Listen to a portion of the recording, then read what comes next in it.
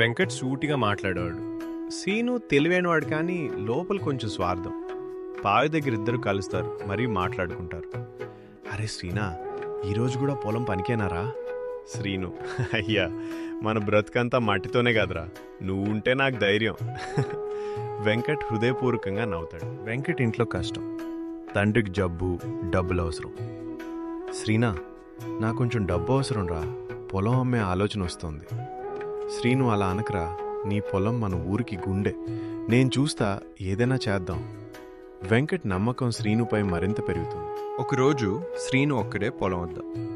ఈ వెంకట్ అమాయకుడు, ఒక్కసారి నా చేతిలోకి వస్తే. తర్వాత వెంకట్ దగ్గరికి వచ్చి, రా వెంకట, నీ పొలం లీజుకి ఇచ్చేలా పేపర్ చేద్దాం. తాత్కాలికమేరా, నీకే మేలు. నువ్వున్నా అంటే నాకు భయం ఏం లేదురా. వెంకట్ సంతకం పెడతాడు. అది లీజ్ కాదు, అమ్మకం పేపర్. కొన్ని నెలల తర్వాత ఊర్లో పంచాయతీ. ఊరు పెద్ద, ఈ పొలం ఇప్పుడు శ్రీను పేరు మీద ఉంది.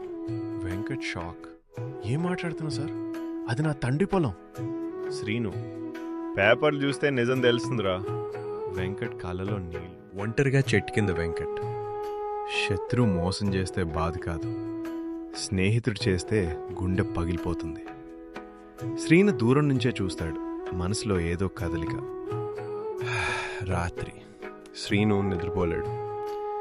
పొలం దొరికింది, కానీ మనశ్శాంతి పోయింది. వెంకట్ నన్ను అన్నలా నమ్మాడు.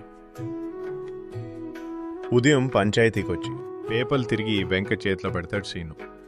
నన్ను క్షమిస్తావారా? మోసం మర్చిపోవడం కష్టం, కానీ మారిన మనిషిని ఒప్పుకోవడం గొప్పది. ఇద్దరు చేతులు కలుపుతారు.